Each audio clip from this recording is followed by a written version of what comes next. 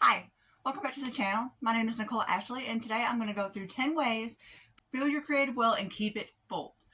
It's a big challenge for a lot of writers these days because we're afraid of burnout, we're afraid of not feeling our story, losing touch with the story.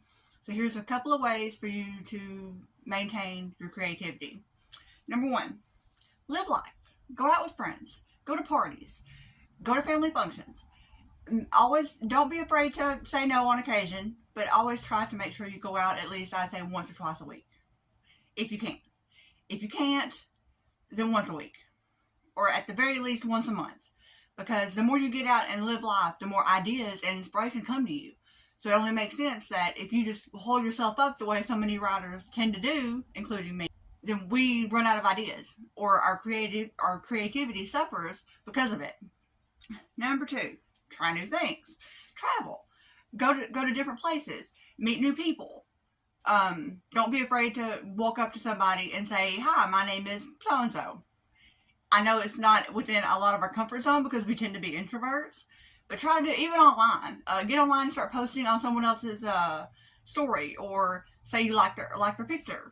Just try new things. Social media. You can always try Pinterest, Instagram, TikTok, Twitter, Facebook, and of course YouTube. Don't be afraid to try those new things and put yourself out there on social media as well. Okay, books. Read widely, read a variety, even outside of your genre. For example, romance is not really something that I read frequently, but I did find one writer that I really enjoy because she puts a lot of comedy in with hers. So I tend to like her romance. So just continue to read very widely, even history books. I read a lot of history books, even though I don't write historical. I enjoy them. So there's that. Movies, and I know a lot of us come from an era where TV rocked your brains. That's what we were all told. TV was a waste of time. I completely disagree with this. TV is just another form of story. Whether it be a TV show or a movie or a sitcom, it's just another way of taking in story, and it gives a lot of ideas in return. So watch all kinds of movies. I know a lot of people who just disdain horror, my grandma being one of them. She does not like horror whatsoever. I am a horror fanatic. I love horror movies. They relax me in some weird, corrupt way. But don't be afraid to watch something new. Even documentaries, the History Channel, anything. Just try something new that you have not done before, and this will help keep those ideas turning in your head. Observe.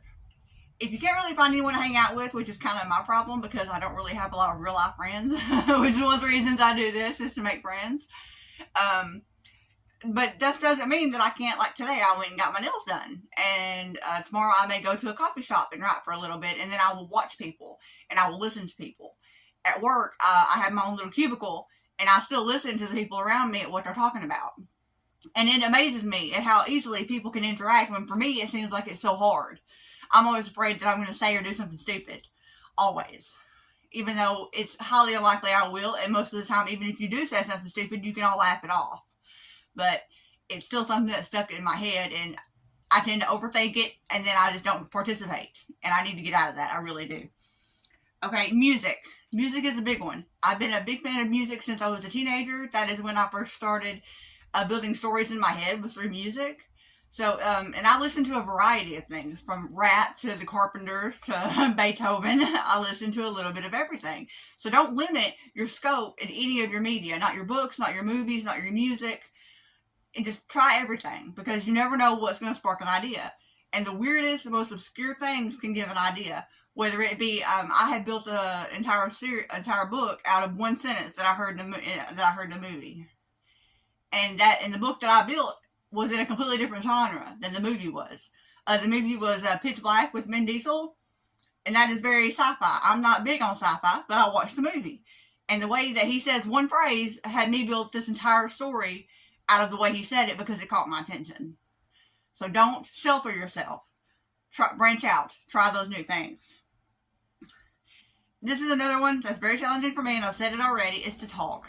Talk with people. Now, if you're like me, maybe you feel better with Messenger. That's where I'm the most comfortable, is chatting with Messenger. Even with family members, I feel more comfortable chatting on Messenger than I do in person.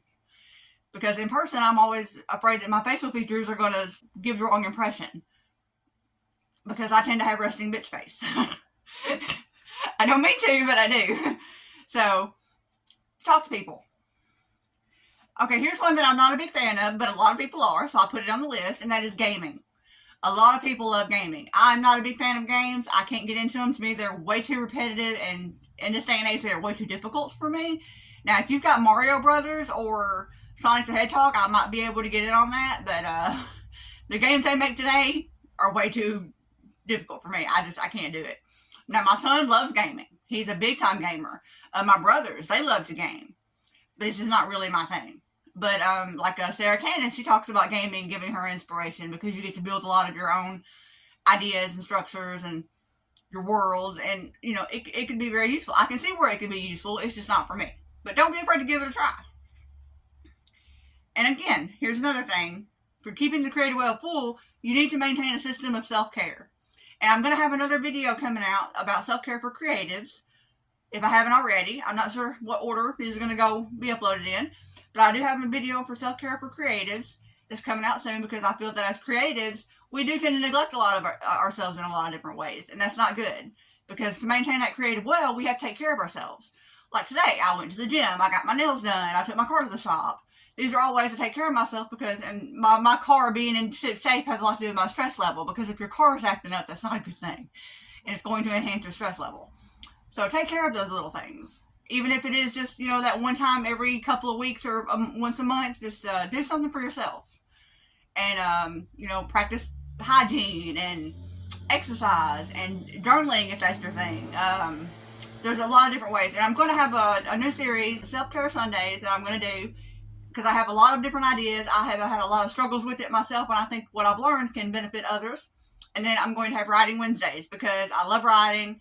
I love the community, and I think maybe I can give it something, and you guys can give me some ideas back. So those are the 10 tips for keeping your creative well full. If you guys have any other ones that I did not mention, please put them in the comments below. Or if there's another one for Writing Wednesday or Self-Care Sunday that you would like to hear about, put it in the comments, and I will get to it as soon as I can. Okay, until next time, bye!